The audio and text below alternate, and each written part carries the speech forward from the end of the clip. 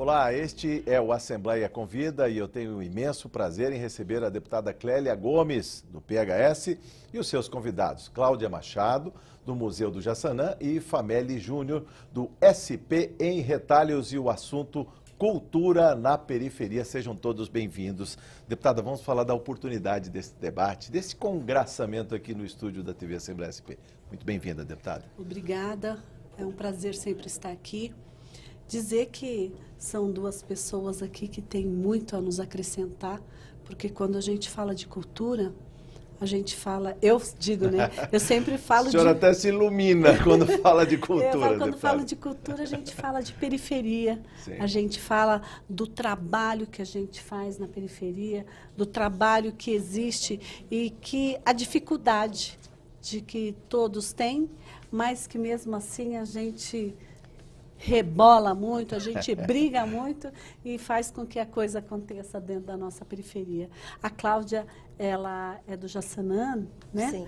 E o Fameli é o cara do samba, né? É o cara que fala tudo sobre o samba. Então, eu falo que são duas pessoas que têm muito a nos acrescentar.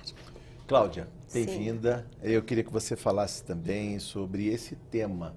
E estamos numa emissora pública, né? Dentro de uma Assembleia Legislativa, a Casa do Povo. Vamos falar de cultura de periferia e como isso encanta as pessoas, os nossos telespectadores que vão buscar também essa cultura de periferia. Claro. Primeiro, eu quero agradecer a oportunidade de estar falando de uma coisa, falar que também é visceral, não é? Quando se fala de cultura e educação e quando se fala do bairro onde a gente nasceu, né? Do Sim. que a gente vê todos os dias. Tem muitas histórias para contar, né? Exatamente, história e memória, fora as lendas urbanas. Tá bom. Isso. Fameli Júnior, aliás, tem que falar Júnior do Peruche, né? Aí todo mundo conhece, né? Fica mais fácil. Então, conta pra gente aí desse tema, o que se pretende quando se trata isso dentro de uma casa de leis. A gente tem que pensar em políticas públicas, tem que pensar em orçamento, né? É nessa casa que se votou no primeiro semestre a Lei de Diretrizes Orçamentárias e que se vota no segundo semestre, quando chega aqui 30 de setembro, o orçamento do Estado. Como essa periferia recebe essa discussão, esse debate nos dias de hoje? Agradecer a vocês, a deputada pelo convite, a você. O que acontece é o seguinte, realmente a periferia ela cobra muito cultura. E a gente procura sempre separar as duas coisas, né? Cultura de entretenimento, nem sempre um show musical, por exemplo, é cultura, né? Às vezes ele só é entretenimento. Eu, como produtor cultural, agitador cultural, membro de escola de samba, de um conjunto de música, acredito que precisa muito mais ainda de cultura. A gente precisa muito. A cultura ela precisa ser muito mais assistida pelo poder público com a participação da comunidade, não só da periferia, não, né? Do modo geral, a gente diz do modo geral, né? E como se manifesta essa fome de cultura que vem da periferia? E depois a gente vai explicar termo a termo, a cultura e a periferia. Tá, a cultura e a periferia, por exemplo, nós temos bons e ótimos aparelhos do poder público. Vou dar um exemplo rápido aqui. A Fábrica de Cultura, por exemplo, é um aparelho magnífico. Para quem conhece, é sensacional. As fábricas de cultura foi uma grande sacada. Mas eu sinto muito falta da periferia dentro das fábricas de cultura. Isso mesmo. Não sei, né, no caso, se o que falta é o interesse da população ou se a administração das fábricas de cultura precisam ser um pouco mais populares, está mais envolvida com a comunidade. Já está apimentando o debate aqui, viu, deputado? Mas eu amo porque é isso mesmo, isso é o que falta. Porque, na verdade, é assim, é até complicado, né? A gente está numa TV pública, então a gente precisa tomar certos cuidados até com o que fala, lógico, mas assim, eu sinto que falta muita coisa ainda. Né? Tem uma fábrica de cultura, por exemplo, instalada, hoje é chamado de comunidade. Eu não costumo mudar muito as coisas, não. Próximo a uma favela mesmo. Sim. Tá? Hoje, claro, melhorou bastante a condição das pessoas. Mas, por exemplo, já fizemos show lá que não teve público. E aí, o que pode ter acontecido? Ou o nosso conjunto é muito ruim e a gente mente bem. Ou ninguém perguntou para o público. Ou ninguém perguntou para o público o que eles queriam. Ou faltou um pouco da administração da Fábrica de Cultura de estar um pouco mais ligada. A gente sofre... A comunidade, né? A Pra comunidade. informar. A gente sofre com algumas coisas, por exemplo, em determinados segmentos, no que diz respeito à cultura, em espaços públicos, que muitas vezes o administrador, ele não é só administrador, muitas vezes ele se sente dono daquele prédio público, e ele não é dono. Ele é administrador. Então, quando você tem um administrador que vai ao encontro da comunidade, da população, a coisa fica muito mais fácil de você lidar. É uma judiação, né? De você fazer com que realmente a cultura aconteça. Aconteça. Porque o que acontece? Quando a gente tem mudanças de governo, mudanças de tudo, né? Então, essas mudanças acabam falhando. Afetando, né? O trabalho que já está até acontecendo, por Isso, exemplo, por quê? né? Porque, na verdade, você não está trabalhando para uma única pessoa. Você está trabalhando para o povo. Exatamente. E quando o povo não é informado, o trabalho que você faz se perde. Como ele mesmo disse, não adianta você fazer um show que os mais interessados são quem?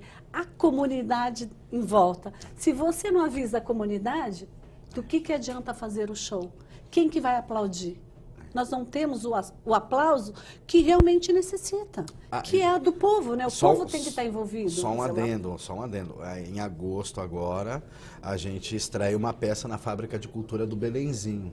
Então, por exemplo, o pessoal da Fábrica de Cultura do Belenzinho, eles fizeram questão de que a gente até participasse de algumas atividades, conhecesse quem são os seus frequentadores, para que a peça tenha um retorno para a Fábrica de Cultura em matéria em questão de você ter plateia, de você ter audiência, aquela coisa toda. Não são todos os aparelhos, né? Não são todos. Sim. Mas a gente ainda sofre bastante. Quem é da cultura sabe que é complicado. Claro. É complicado. Conta um pedaço dessa história pra gente. Eu estou ouvindo aqui os dois, até para dar a nossa contribuição aqui para as informações, que ela é um pouquinho diferente. A nossa experiência, inclusive, acredito que seja única, até porque a gente está falando do primeiro museu comunitário do estado de São Paulo. Acaba agregando valor à nossa região, é uma coisa bastante especial. Sim. Olha que diferente. Ele foi gerido de uma determinada maneira muito ímpar pelo nosso fundador, que é o seu Silvio Bittencourt, hoje em memória, faleceu esse ano de 2017, e nós temos lá uma nova gestão. Cada tijolinho ali, é? Ele que iniciou a obra. Sim, um grande ativista cultural da região, né, desses 34 anos, bastante conhecido, inclusive, que nesses 2 últimos anos de gestão incorporou uma gestão técnica, da qual eu faço parte, mais 11 pessoas nessa nova diretoria, para que nós possamos entender o que é um museu, não é? Sim. Até porque tem esse paradigma de falar que o museu é coisa de velho, ou a coisa é um antiquário, ou nada acontece. E a gente foi lá pensando nisso, buscando um diferencial, conversou muito com a comunidade, até para fazer jus o que é ser um museu comunitário, Sim. que é um museu que, na verdade, tem a intervenção da comunidade na curadoria. Então, assim, não foi hoje, amanhã tem um show. Tem uma fala hoje, um fórum de diálogo amanhã. Olha, nós vamos mudar um quadro de lugar. Olha, você entende que isso é um acervo, isso é importante para você? Então, quando nós começamos a fazer as primeiras atividades, inclusive a primeira exposição de sucesso hoje, nós tivemos 2.800 pessoas visitando o museu. Se você vê que dentro desse núcleo de 2.800 é um número bastante significativo, é um número igual ou maior que os principais museus de São Paulo. Então, assim, a gente conversou com a comunidade primeiro, até para disponibilizar o show que para ela era interessante. E a comunidade abraça o museu? É importante falar isso. Exatamente. Tá. Os números são expressivos. Ele, por exemplo, sem investimento público nenhum, porque o museu operou nesses 34 anos dessa maneira, com os investimentos, inclusive, de cunho pessoal do fundador, não é? De uma maneira ímpar, inclusive, quando se fala em museu, existe uma legislação que ampara, existe uma rigidez com relação a esse tipo de equipamento, sim. Até porque ele, para as comunidades, por assim dizer, costumo dizer, prefiro chamar a população de base, quando a gente está, por exemplo, na Zona Norte, você não tem só a comunidade do entorno, que é de alta vulnerabilidade. Você tem público A, público B, público C, D. Quem é o público? Vamos, o perfil desse público. Me explica, a gente tem hoje, por Cláudia. exemplo, quando você fala de Jaçanã, Jardim Guapira, com pessoas de público A e B significativos, inclusive. Depois você anda um pouquinho mais para frente, na alça do Jaçanã, você encontra o Jardim Fontales, um Hebron. Quando você fala, por exemplo, no Jardim Fontales, onde saiu um MC Guimê, onde saiu um Projota, onde tem a profusão de música de uma maneira geral, onde se fala muito de Racionais. Aí quando você desce um pouquinho mais para baixo, a pessoa está querendo ouvir solo de violino e bar. Olha então isso. Você tem essa profusão de pessoas. A diversidade completa. Exatamente. Deputada. O Silvio, O senhor Silvio, né, o fundador, Sim. ele era uma pessoa fantástica. Além de muito inteligente, ele era muito envolvido com a população. Quando ela fala dele, eu lembro ele fazendo, num colégio, uma apresentação falando do museu. E ele envolvia todo mundo, né? Ele envolvia toda a população, ele envolvia todos os comerciantes, ele envolvia todo mundo para que realmente ele informasse que o museu era nosso, que a gente tinha que estar lá, que a gente tinha que estar visitando. Essa coisa de bairro é muito importante, guardar a memória e a história local, não é? Agora, como é que ele dialoga com o resto da cidade? Você falou que o bairro, quer dizer, a comunidade do entorno abraça o museu. E a própria São Paulo, a própria capital, que tem a sua memória dos trilhos. A gente falava isso como uma provocação, inclusive. Sim. Acho que falta resgatar essa memória dos trilhos, né? Exatamente. E como o restante da cidade se identifica. A gente está falando de periferia, mas tem que falar como ela dialoga com o restante da cidade e com outras periferias. Eu digo assim, é para além dos muros do Museu do Jaçanã, não é? Hoje eu vou te dar eu digo assim, é um museu para todos, né, que vai da tradição para o contemporâneo. Hoje a gente tem um projeto no museu chamado Museu Estendido, onde a gente dialoga com a cidade inteira. Eu costumo falar Zona Norte, Sul, Leste, Oeste e ABCD. Nas suas representações, que são as organizações, e a gente também não fala só de cultura e educação, existem as outras rubricas. Então você vai ter pontualmente, por exemplo, tá bom, eu tenho no meu acervo um abaixo-assinado para trazer o metrô para o Jaçanã com mais de 15, 20 mil assinaturas. Eu falo, tá bom, o que moradia tem a ver com cultura? Mas tem a ver porque é um anseio da população local. Aí eu digo o seguinte, olha, vamos falar de museu de bairro. Será que existe outro museu irmanado conosco, igual aqui a política das escolas de samba? Hoje a gente vai falar que tem um MUMB no Bexiga, tem o Museu do Bexiga. Existem movimentos museológicos, né, que a gente costuma dizer, em outras regiões, você vai para lá, a Casa de Cultura Salvador Ligabui, também com um processo de musealização na região. Sim, sim. Aí quero falar de moradia, quero falar de mobilidade urbana, quero falar também das questões de saúde. Então vai para muito mais além do que o nosso portão, não é? Sim. A gente tem essa interação. Isso foi tudo muito rápido, não é? Mas a gente tem essa interligação assim, com todas as classes sociais e com toda a região de São Paulo. Inclusive, agora se estendendo recentemente também para os municípios. Tem umas falas, olha, será que o serviço social, que é o CRAS, aí na cidade de Barra do Turvo, é igual aqui em São Paulo? Ontem a gente esteve, inclusive, falando com o prefeito. Nós temos lá um grupo, uma gestão de 12 profissionais que muito mais que cultura, muito né? Muito mais, gente. Transversalmente atinge todos Exatamente. os outros setores. Como que acontece a cultura? Como que acontece os shows hoje? Quais são os equipamentos de cultura na cidade de São Paulo? Eu falo, olha, prefeito, aqui tem museu, aqui nós pretendemos que se tenha circo, a gente fala de teatro, a gente fala de... Tem espaço para todos, geral. Né? Eu tenho que ouvir, tem espaço para o samba também? Aliás, eu só, para colocar uma pimenta aqui na nossa conversa, eu vi que no Rio de Janeiro há uma polêmica em torno do samba de rua, né? Que é uma manifestação que precisava pegar desde 2015 a autorização da prefeitura por causa do evento. Reúne muita gente. O samba em São Paulo, a quantas anda? O samba em São Paulo ainda continua marginalizado, como sempre foi.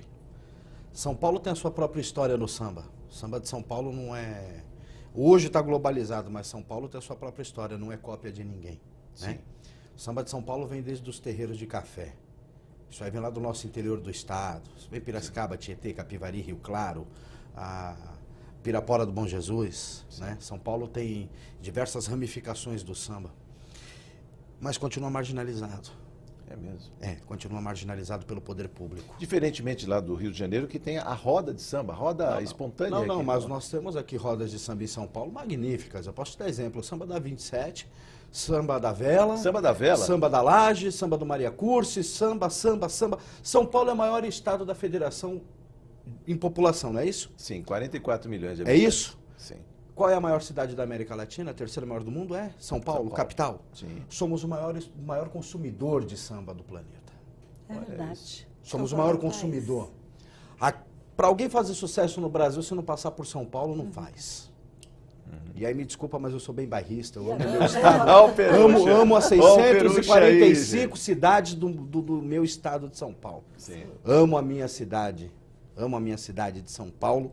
Conheço, não muito, claro, ninguém conhece tudo, mas conheço muito bem sobre a história da minha cidade. E a sua aldeia, você não ama também? Vamos falar da... Sou casaverdense, sou peruchiano. Sou peruchiano. Eu sou casaverdense, eu sou o celeiro de bamba de São Paulo. Com respeito às demais aí, meus amigos vai. Mas eu tô na Casa Verde, eu tô no celeiro de bamba. Olha só. Né? Casa Verde nós tivemos grandes nomes do samba lá. Seu Dionísio Barbosa morou lá. Fundador do grupo Barra Funda, hoje Mocidade Camisa Verde e Branco. Caco Velho, sambista gaúcho que foi radicado em São Paulo. Enterrado hoje enterrado em Santa Amaro, e que não gostava que chamasse ele, não falava que ele era gaúcho, não, ele é, né, paulista. Né? Soró do Cavaco. Opa! Casa Verde. Enfim, mas o samba, ele, veja bem, o samba, muitas vezes ele é usado como, com todo respeito, deputada vai entender o que eu vou falar, ele é usado muitas vezes como cabo eleitoral. Sim. Mas quando precisa, muitas vezes ele está com o pires na mão. Existe uma discriminação muito grande, porque ainda se tem na cabeça de que o samba é algo do negro, pobre, do vagabundo, do marginal, aí aquela sim, coisa toda. Rotula. E o samba nunca foi. E que, na verdade, não acaba se vendo como cultura, né? Exatamente. E aí acaba marginalizando. Marginalizando. Que eu acredito, eu não sei se a Cláudia também vê assim, a gente tem esse problema dentro das periferias, né? Parece que tudo que vai saindo de dentro das tudo que é do periferias, povo é de marginal, é de bandido. Parece que marginaliza pouco, né? É verdade, isso tudo acaba tendo raiz na história geral, isso De modo atrelado geral. ao racismo. Isso. Aí você vai entrar na história das questões Todas as sociais. coisas Por estão exemplo, ligadas eu vou- aí, né, família? Vou te dar um exemplo. Vamos falar um nome aqui. Fundador da Rádio Record, Microfone é Carvão, lá no Parque Dom Pedro, quando era lá. Henricão. Quem foi Henricão? Henrique Felipe da Costa. Quem foi Henricão? Primeiro Rei Momo Negro de São Paulo. Filme, teatro, circo, TV, correto? Como um homem desse pode ser marginalizado? Não, Foi redescoberto nos anos 80, 90, né? Em 80, Aí- porque ele falece, se eu não estiver enganado, ele faleceu em 84, não me lembro direito a data, 84, 85. Sim. Ele chegou a gravar um LP, a Carmen Costa gravou muita coisa dele, ele é o coautor, porque ele traduziu a música Cielito Lindo, que é o Está Chegando a Hora, né? Está Chegando a Hora, todo mundo conhece. Carmelito, outros grandes sucessos, fundador do Vai Vai, autor dos primeiros sambas do Vai Vai. Vou te dar um outro exemplo. Xangô de Vila Maria, fundador da Escola de São Bonito de Vila Maria, fez 14 filmes, fez circo, Fala Vila fez Maria, a teatro, deputada fica antenada aqui. Viu? fez circo, fez teatro, TV, todas as marchinhas de carnaval até a década de 70 era dele, muitas composições com Bob Júnior negro. Então como é que um homem desse pode ser marginalizado? É que, na verdade, nós que somos da periferia, né? Sim. A gente já se sente rotulado por isso. E é o que eu sempre digo, na periferia tem coisas que não se deixa morrer, que é esse samba, que são os museus, que são uma cultura, Sim. que eu digo que é muito mais difícil de fazer. Os heróis da resistência. E isso porque nós resistimos a tudo isso. Você vê, eu estava comentando com a Lana, nós temos um grande problema do poder público entrar para nos ajudar, porque não se explica, na verdade, o que se precisa para a periferia poder estar dentro de grandes projetos. Não é verdade? Sim, a gente vive isso na pele. Agora a gente a está gente falando sente essa dificuldade. Eu queria só ouvir também, para fechar esse capítulo com Família Júnior, sobre a questão do samba. A gente já está mostrando a cor e tudo mais.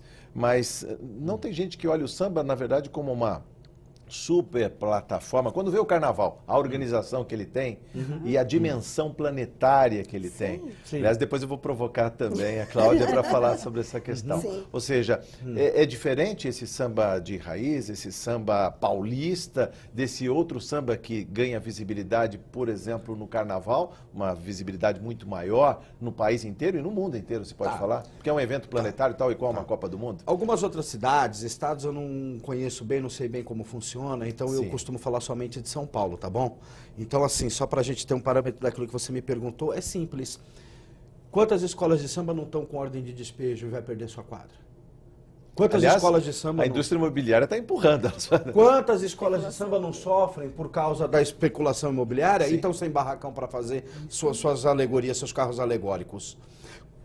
Todo dia tem uma ameaça de uma escola que vai ser despejada. Futebol de várzea também está desaparecendo. Futebol de várzea eu já nem sei mais o que é. Eu sou Agora da época é que tinha, hoje eu não sei mais hoje o que é campo sintético e a quadra desse tamanho, diminuta. Então, se você for parar para analisar, tudo bem que eu tenho algumas pessoas até são contra o que eu falo, mas eu vou ser bem honesto, escola de samba não tem que fazer trabalho social para ninguém.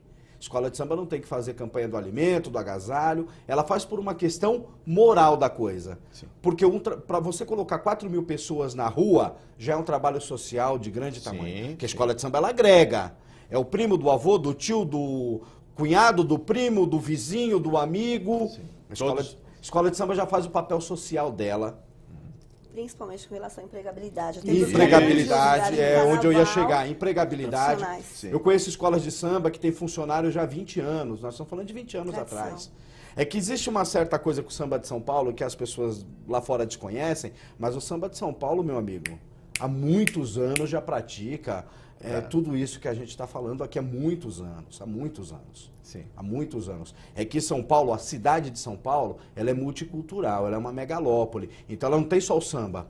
Então ela tem a maior capital nordestina fora do Nordeste, a maior colônia italiana fora lá da Itália, do japonês, ela tem tudo. Ela tem tudo. São Paulo é tudo. Ela é cultural. Pois é, que beleza. Eu preciso ouvir da Cláudia, ainda só um link, eu só tenho 3 minutos nesse bloco, viu, Cláudia?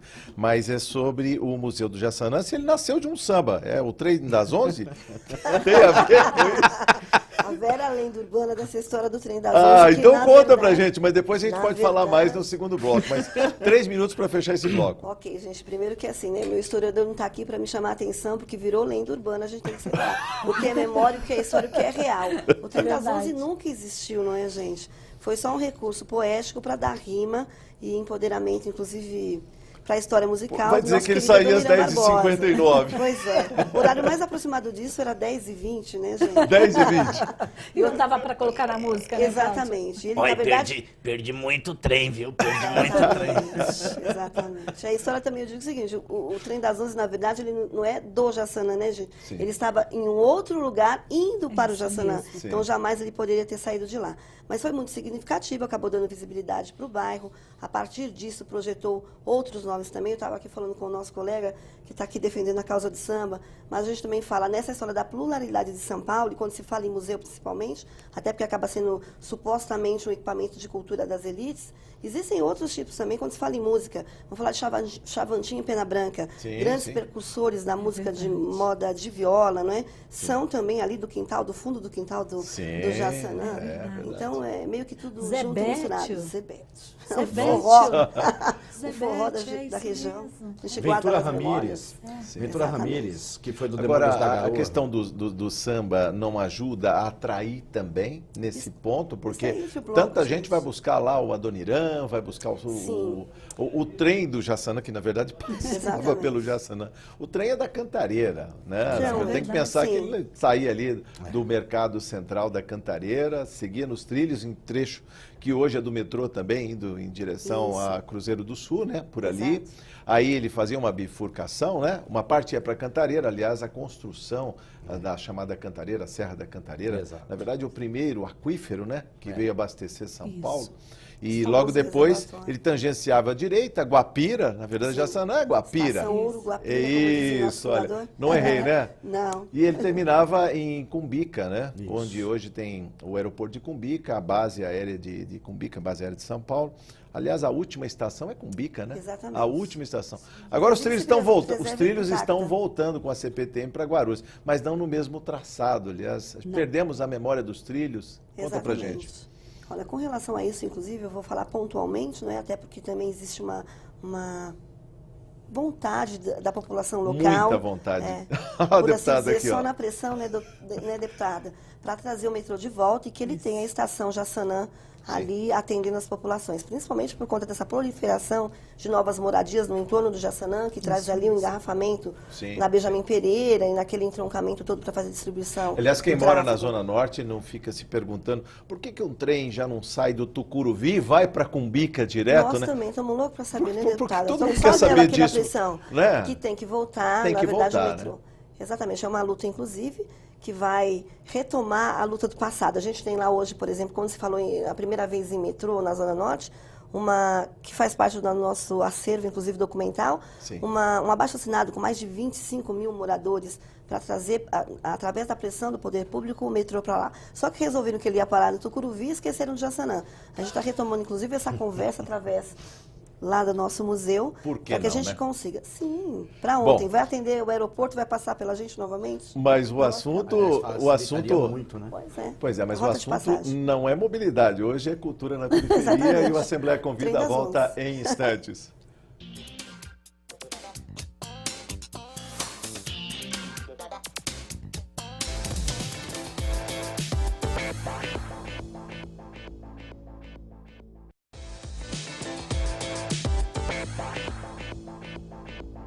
E estamos de volta no Assembleia Convida, hoje falando de cultura de periferia. Eu tenho que provocar a deputada aqui sobre essa conversa. Deputada, quando fala da cultura de periferia, a gente estava no primeiro bloco citando a falta de investimento, de recurso público, de verba carimbada para o setor. O que está faltando, deputada? Tem que lembrar que quando a economia está deprimida, quer dizer, quando não está, a cultura só fica com o resíduo de um orçamento, né? 30% para a educação, 12% para a saúde, estamos falando de bilhões. Aí quando vai falar de cultura, é o resíduo ali, né?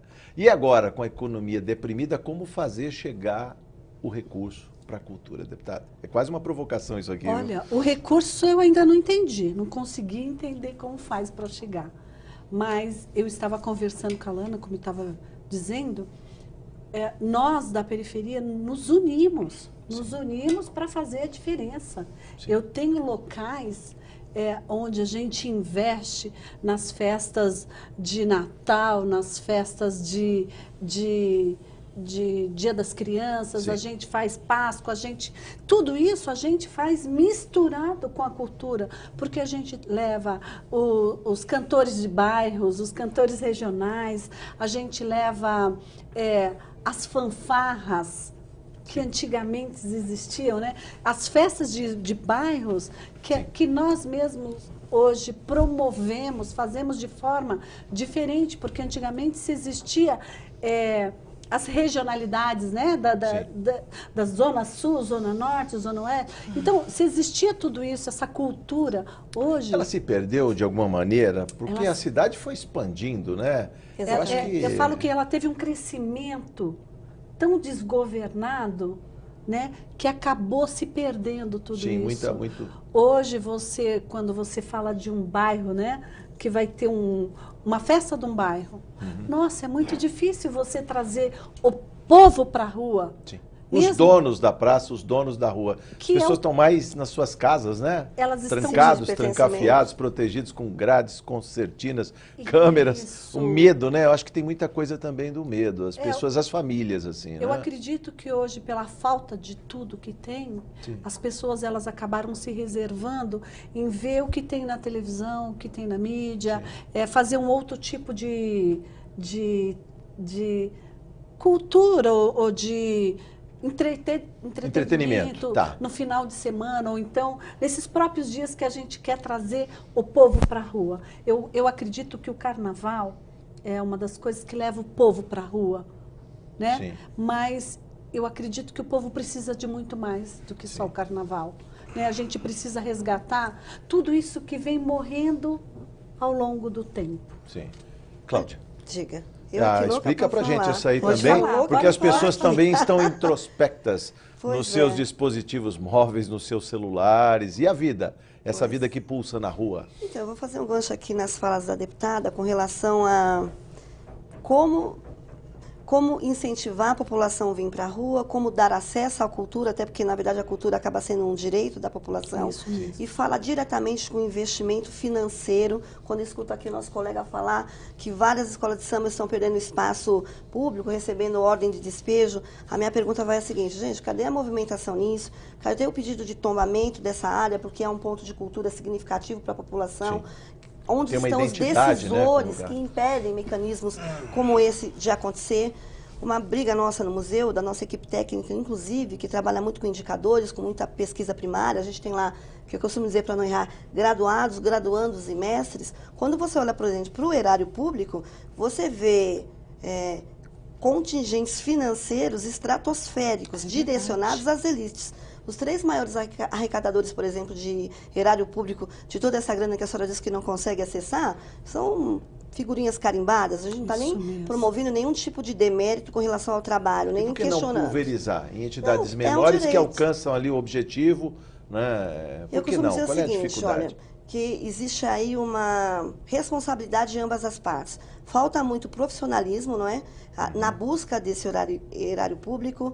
Se questiona muito essa questão da documentação, são as licenças, para você tramitar e ter acesso a isso. Programas de governo. Vamos direto a programas e ações de governo, essas que estão no PROAC, orçamento Rouanet, público. PROAC, FUNCAD, por exemplo, CONDEC. editais, essas coisas. Não existe. Eu vou te dar logo um...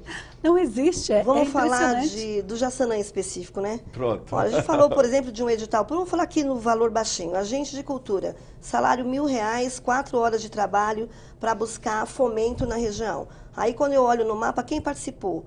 Não tinha, das 150 vagas disponibilizadas, sou um pouquinho ruim de número, tá, gente?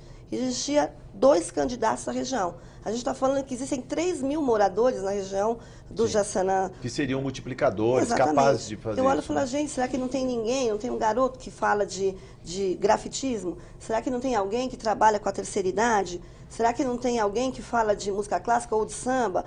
Por que ninguém vai a esse erário público? A gente bateu na porta das comunidades, foi falar com a liderança, falando, vem cá, olha, tem um concurso da CT para premiar ideias com relação à mobilidade urbana, resgatando aqui a nossa história de, mas eu não sei.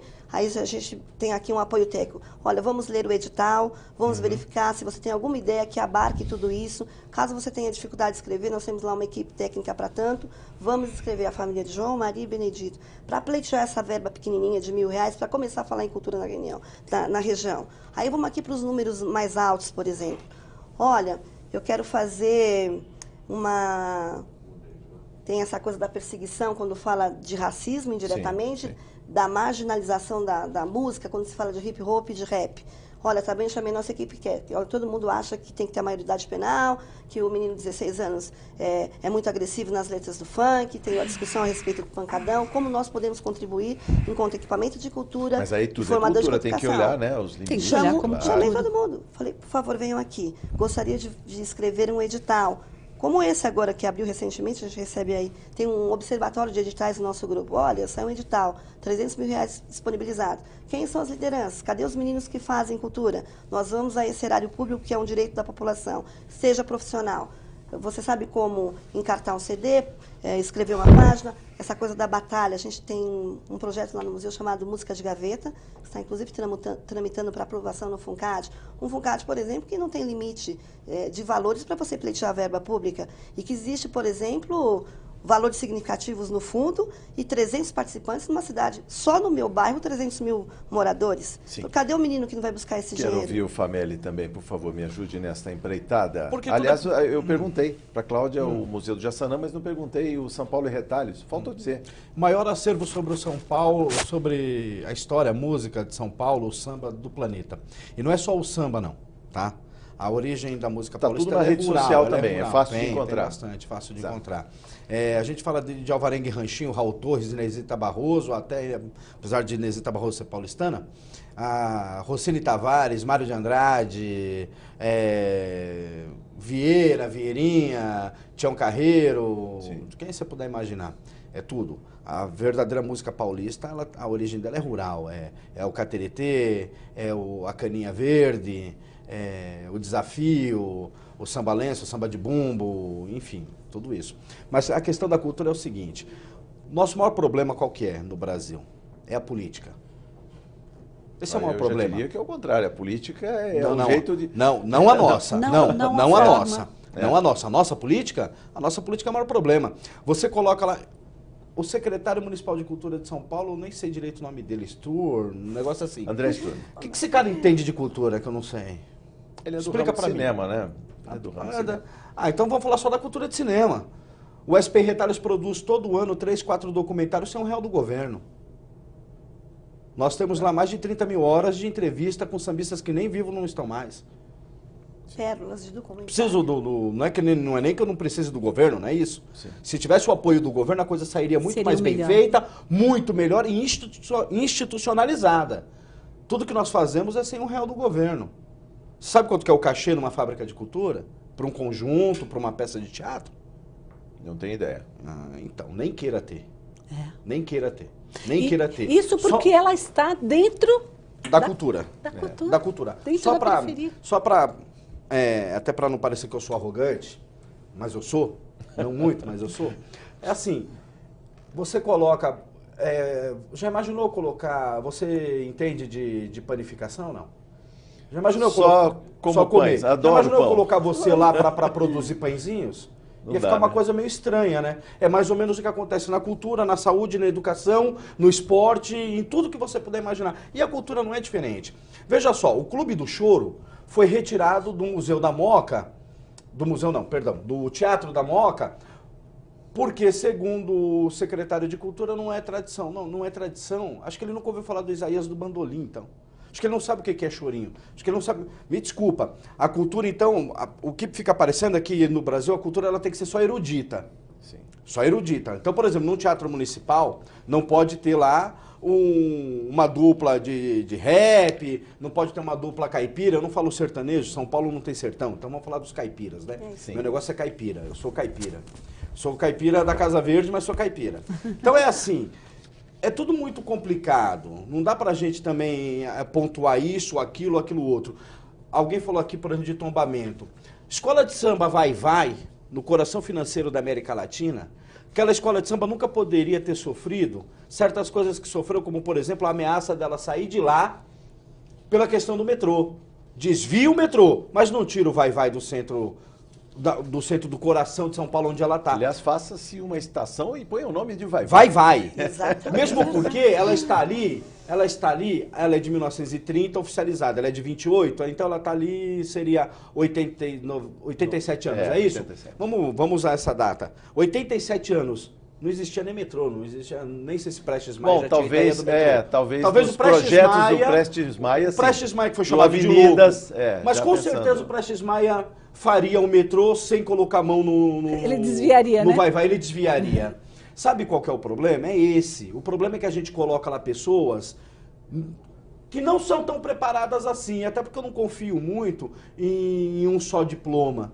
Sim. Pessoa, isso sou eu, tá? É o Júnior, é o Fameli Júnior. Multifacetado. Eu não Júnior. acredito muito, não. Então, assim, para você falar de cultura, você tem que entender do que você está falando. Desculpa. Você tem que entender. Não necessariamente você precisa saber fazer. Mas você vai tem buscar que ter, quem saiba, Você tem pelo que menos. buscar quem sabe. Então, peraí. Deixa eu fazer aqui, vamos sentar e vamos ver a situação das escolas de samba. A importância de Mocidade Camisa Verde e Branco para o samba de São Paulo. Quando eu estou falando de Mocidade Camisa Verde e Branco, eu estou falando de Largo da Banana. Tô falando de Barra Funda, Campo do São Geraldo. Tô falando de Dionísio Barbosa. Sim. Eu tô falando da década de 1910. Eu não tô falando de qualquer coisa. Eu não tô falando de qualquer coisa. Eu tô falando de Dona Sinhá, eu tô falando de Inocêncio Tobias. Tô falando de Carlos Alberto Tobias. Magali. Entendeu? Eu tô falando de quem? Magali. Aliás, Magali é a madrinha de todos nós. Então, é assim, Simone Tobias, enfim, Alecrim. Eu tô falando de coisa séria. Vamos falar de... Mas como preservar isso, Júnior? Fala Aí pra gente. sim, depende. Isso cala fundo também nessa juventude que está aí? Eu volto a falar nos seus smartphones, no seu sofá. Veja bem. Quer dizer, como a gente consegue criar essa empatia? O que é cultura? Olha, a Cultura mais e informação. vasta, exatamente. Cultura e informação. Você me passa o que você sabe, eu vou passar de É mim uma para troca. você. É isso. Cultura é isso, foi o que eu falei. Cultura é uma coisa, entretenimento é outra. Veja só. A estação Vila Matilde do metrô. Quem foi que mais levantou o nome da Vila Matilde, do bairro Vila Matilde? O Nenê? Foi a escola de samba Nenê de Vila Matilde. Vila Maria, nós temos uma escola de samba lá que, para muita gente, parece ser uma escola nova, porque retornou agora para o grupo de elite. Mas não é, nós estamos falando de Pavilhão Paulista. Seu Carlão da Vila, Xangô de Vila Maria, Dito Caipira, Joãozinho da Feira, Joãozinho Mestre, Nelson Oito, nós estamos falando de gente. Então nós estamos falando do Pavilhão Paulista de 1949, que deu origem a Unidos do Morro de Vila Maria, que depois virou a Escola de Samba Unidos de Vila Maria, do bairro de Vila Maria, que aliás era o bairro que Jânio Quadros era doente, apaixonado pela Vila Maria. Então, peraí, nós estamos falando de Vila Maria. Quem foi Xangô de Vila Maria? Xangô de Vila Maria foi um ator. Ele estudou, ele se formou, ele criou família. Fala de Vila Maria, olha aqui. É, iluminado, tá? Então, olha lá. Então veja bem, quando nós falamos de Unidos do Peruche, nós estamos falando do quê? Da escola de samba em que a TV Record ia transmitir os ensaios ao vivo no terreiro do Caqui na Engenheiro Caetano Álvares. Nós estamos falando da primeira puxadora oficial de samba enredo que recebeu da Record o prêmio Roquete Pinto sem nunca ter gravado na vida. Olha isso. Tá? Esse é um registro. Tá Isso é certo. cultura. Você Então, está peraí. transmitindo. Agora ele está transmitindo cultura pra gente aqui. Então, viu? peraí. Então, Aliás, para todo o nosso telespectador. Então é assim, o poder público tinha que estar preocupado com isso. Eu vou ser bem honesto, não o SP em Retalhos. O SP em Retalhos, que é uma organização cultural com 25 anos, ela não tinha essa obrigação. Ela não tinha essa obrigação. Agora, por exemplo, eu cansei de bater de porta em porta para que nós fizéssemos o Museu do Samba de São Paulo. Em parceria com a Liga, com a UESP, a União das Escolas de Samba Paulistana, que tem um grande acervo no CDM deles, Sim. entendeu? E que não consegue, a gente não consegue colocar isso para frente.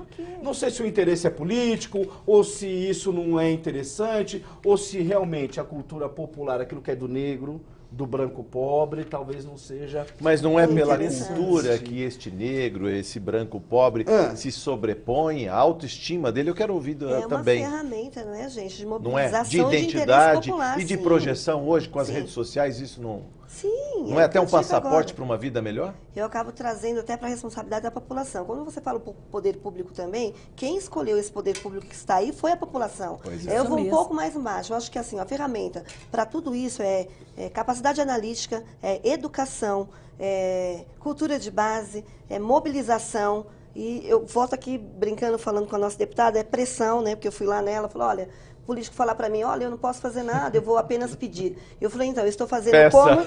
Eu estou fazendo a minha parte como, humildemente, como ativista cultural e também amante de educação e cultura. A minha parte é bater na porta, que eu disse que existe uma profusão de políticos hoje visitando o museu, né? Mas eu digo o seguinte, olha, tá bom, eu posso só pedir. Eu falei, eu estou aqui fazendo a minha parte, exigir o direito dessa população. Gostaria que o poder público ouvisse essa população, porque eles têm muito a dizer. E ainda acho que estão mal orientados na hora de escolher, porque nada mais é do que o reflexo, né? O poder público é o reflexo da população. Sim. Tem que ter Isso a de mediação repente- de tudo isso. de repente Ele tem a que gente- exigir o que é de direito, Fameli. De repente a gente erra 517 anos, né? Porque há 517 anos é a mesma Venho coisa. reproduzindo esse modelo. Há 517 anos é a mesma coisa. Exatamente isso. Por exemplo, rápido, cultura, vamos para a cidade de Piracicaba. Quem não conhece Piracicaba ou já ouviu falar de Piracicaba? Como Nós a gente temos lá- ouviu falar do Museu do Jaçanã, no Trem das 11, o Rio de Piracicaba leva muita gente verdade. para lá sem nunca Tá. ter pisado na cidade. Por exemplo, lá nós temos bairros antigos, bairros ali que tem uma história, uma verdadeira história e que não são preservados. Os cururus. O Cururu aí é da minha terra, Piracicaba. Eu sou, né? Tenho um filho lá em Piracicaba, né? Então, assim, o que acontece? Isso é deixado de lado, parece que isso não é importante. Faça um show com um pessoal do funk e faça um show com uma dupla de cururu e aí depois você me fala qual é o resultado. Claro que falta informação, falta aí tem a questão de gosto, de quem gosta disso, quem gosta daquilo. Tudo bem, não tem problema. que eu fico, Né? que eu fico assim muito chateada é que a gente vai perdendo, né? Tudo isso ao longo do tempo, né? E sim, que a gente briga Sim. para resgatar tudo isso, né? Quando E você Quando uma casa é demolida, uma casa histórica de 100, eu moro numa casa de aproximadamente 100 anos, no bairro da Casa Verde, a primeira casa da rua, inclusive.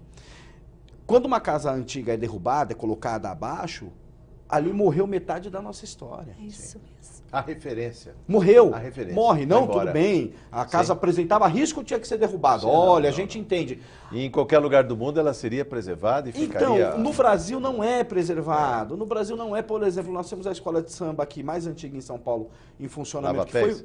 Que é o Lava Pés, que é fundada como escola de samba, tá? Sim.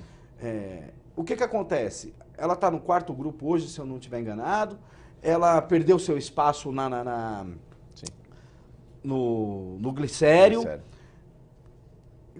Ficou o nome e a memória. Tanto faz como tanto fez. Agora ninguém sabe que a Madrinha Eunice nasceu em Pau Queimado, no bairro de Piracicaba, veio para São Paulo, está entendendo? E, por exemplo, Dona Maria Esther morreu agora, que era do samba de bumbo de Pirapora. A TV não mencionou. E que Não você dá fica, devida dimensão. que é isso onde eu digo que a gente fica muito chateado. Bom, vamos pensar em saídas. Eu preciso, deputada, só temos 5 minutos de conversa Desculpa. e eu preciso pensar em soluções também. Estamos numa casa de leis. Como fazer para mudar isso? Eu tenho aqui uma anotação. A questão da nota fiscal paulista, que fez mudança para incentivar a área cultural. Isso é possível, porque hoje ela está carimbada para proteção animal, assistência social, educação e saúde. Ela alcança a cultura? É possível? Estou provocando aqui. Primeiro, deixa eu falar que é a minha ansiedade. Imagina, quando você fala de nota fiscal paulista, o ano 2014, por exemplo, foram arrecadados quase aproximadamente 120 milhões, 119 milhões, se não me engano, com relação a números. Aí quando eu vou falar, tudo bem, quem ficou com a fatia desse bolo? Quando você vai olhar, só 3 instituições, a que recebeu menos, inclusive, é um CCJ, 9 milhões de reais. Falei, gente, mas tem tantos CCJ, tem tantos movimentos que precisavam desse dinheiro, porque esse dinheiro chegou só exatamente nessa instituição. Quando você olha a profusão de ativistas culturais, de festas, de gente tentando fazer acontecer, o dinheiro não chega. Aí você vai olhar, volta, Podia dividir um pouquinho para cada um. Família, eu digo o seguinte, cadê a documentação da organização? Aí a cadê burocracia... as licenças? Onde entra tudo de novo.